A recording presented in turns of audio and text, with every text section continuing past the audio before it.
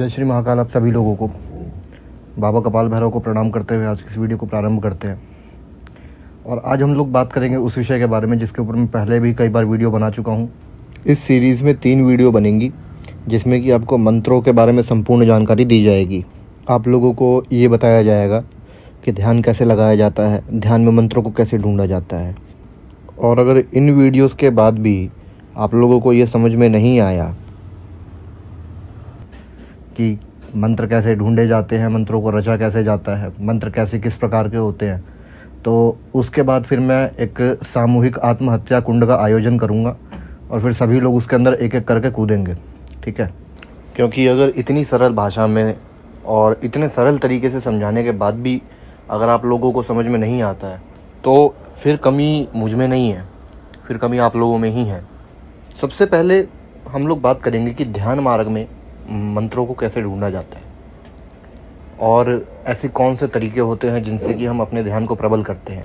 बहुत सारे लोग होते हैं जो ये सोचते हैं कि जो किताबों में लिखा हुआ है उसी तरीके से सब कुछ होता है, और इसमें कुछ संदेह नहीं है, चीज़ें उसी तरीके से होती हैं जैसे किताबों में होती हैं, क्योंकि वो किताबें जो लिखी गई हैं वो हमारा इतिहास है। अगर हम पुराणों की बात करें तो पुराण हमारा इतिहास है। पुराणों में वर्णित कथाएं हमें ये बताती हैं कि क्या हुआ था और इससे आपको क्या सीखने की ज़रूरत है और आप इसको प्रयोग करके अपने जीवन में क्या बदलाव ला सकते हैं।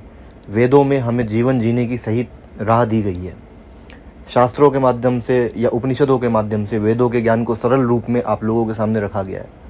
ठीक है, तो ये सारी चीज़ें उसमें हैं, लेकिन एक सत्य ये भी है कि ईश्वर की महिमा, ईश्वर की लीला और ईश्वर के बारे में 700, 800 या 8 लाख किताबों में भी उसको वर्णित नहीं किया जा सकता, क्योंकि हरि अनंत, हरि कथा अनंता। हरि तो अनंत है ही है, उनकी कथाएं भी अनंत हैं। तो आप कैसे किताबों में लिखे हुए ज्ञान को पूर्ण मान सकते हो, मैं ये कहना चाह रहा हूँ। ध्यान मार्ग की पद्धतियाँ जो हमें तंत्र शास्त्रों में या फिर हमारे ग्रंथों में मिलती हैं वो पूर्ण नहीं है, वो आरंभ है, वो अंत नहीं है, वो संपूर्ण नहीं है, वो केवल एक आरंभ है। आपको एक सीढ़ी दी गई है, उस सीढ़ी पे जब आप चलना शुरू करते हैं तो आपको पता चलता है कि आगे क्या क्या है। परंतु कुछ लोग ऐसे होते हैं जो अपनी अल्प बुद्धि के कारण किताबों में लिखे हुए ज्ञान को पूर्ण मानते हैं, और ऐसे लोग फिर कल को प्रश्न उठाते हैं तंत्र शास्त्रों के ऊपर, तंत्र शास्त्र की विधियों के ऊपर, या फिर उन साधकों के ऊपर जो ध्यान मार्ग से चीज़ों को पता लगाते हैं, ध्यान मार्ग से शोध करते हैं।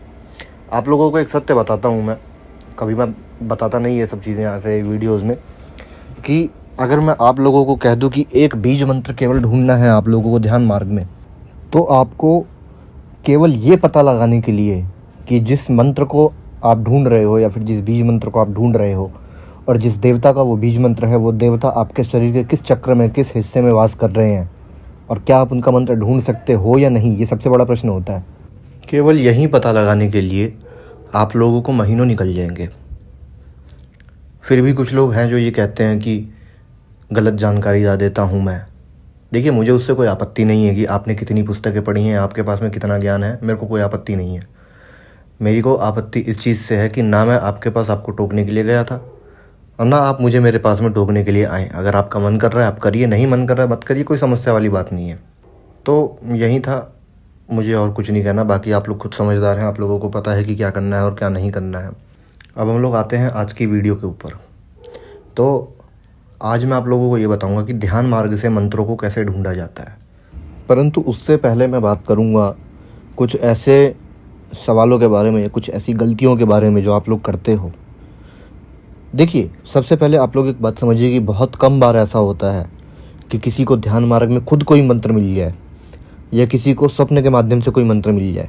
आप लोग क्या करते हो कि जैसे ही आप लोगों को कोई मंत्र मिला, आप सबसे पहले ढिंढोरा पीटना शुरू करते हो कि मुझे ये मंत्र मिला है गुरुजी, अब मुझे बताइए कि मेरे को इसका जाप कैसे करना है।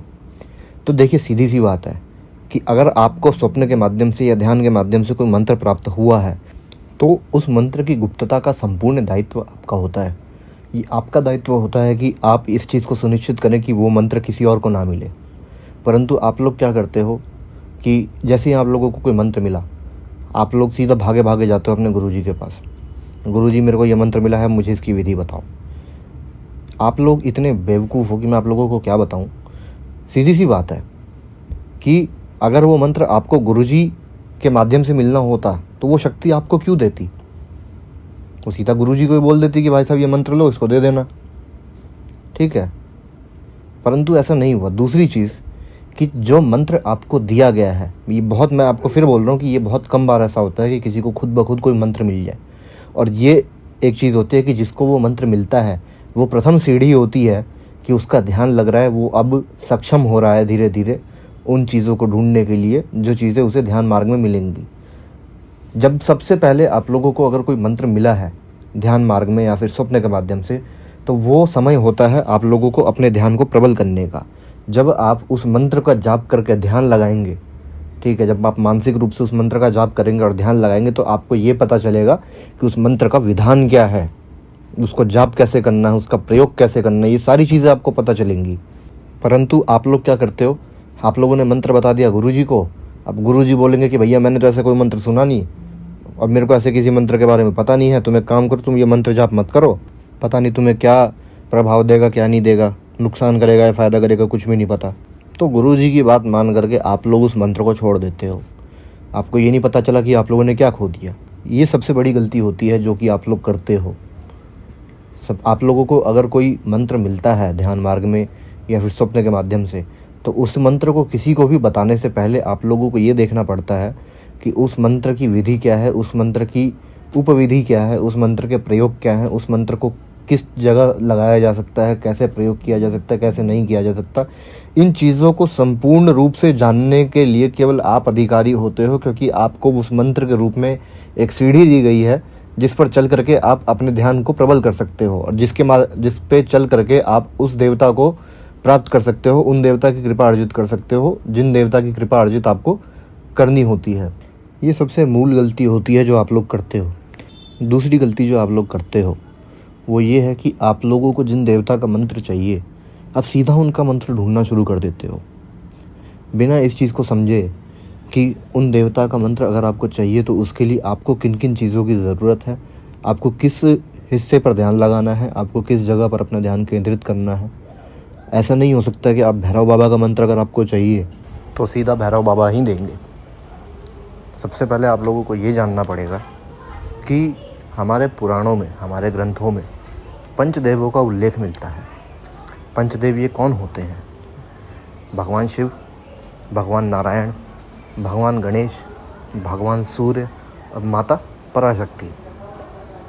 अब सबसे पहले आप लोगों को ये समझना होगा कि जिनका मंत्र आप ढूंढ रहे हो, उदाहरण के रूप में अगर आप माँ काली का कोई मंत्र ढूंढना चाहते हो अपने ध्यान मार्ग में, या फिर किसी भी देवी तत्व का कोई मंत्र अगर आप ढूंढना चाहते हो, तो सबसे पहले आप लोगों को ये समझना पड़ेगा कि वो देवी तत्व जो है वो माता पराशक्ति के अंतर्गत आने वाली शक्ति है, ठीक है।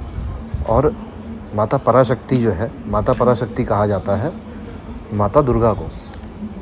जैसा कि मैं पहले भी बता चुका हूँ एक वीडियो के माध्यम से कि माता दुर्गा कोई देवी नहीं है, वो एक तत्व है, एक ऐसा तत्व जिससे अनेकों देवियों का प्रादुर्भाव हुआ है और उन्हीं में से महाविद्याएं भी हैं, उन्हीं में 52 शक्तिपीठों की देवियां भी हैं, उन्हीं में मातृकाएं भी हैं। तो यदि आपको माता महाकाली का मंत्र ढूंढना है तो बजाय माता महाकाली के ऊपर ध्यान केंद्रित करने के अगर आप माता परा अम्बा के उस तत्व पर केंद्रित करेंगे अपने ध्यान को, जो तत्व निर्विकार है, जो तत्व सभी तत्वों का आधार है और जिस तत्व से सभी देवियां प्रकट हुई हैं, ठीक है। अगली वीडियो में मैं आप लोगों को ये बताऊंगा कि पंचदेवों में से कौन से देवता आपके शरीर के किस चक्र में वास करते हैं और कैसे आप उनके माध्यम से अपने इष्ट देवता के मंत्रों को ढूंढ सकते हो, उनको जागृत कर सकते हो। तब तक के लिए इन वीडियोस के बारे में अपनी राय दीजिएगा और कोई प्रश्न अगर आप लोगों का हो तो वो भी आप लोग इस वीडियो के डिस्क्रिप्शन में या कमेंट में पूछ सकते हैं। अभी के लिए इस वीडियो में केवल इतना ही। जय श्री महाकाल आप सभी लोगों को।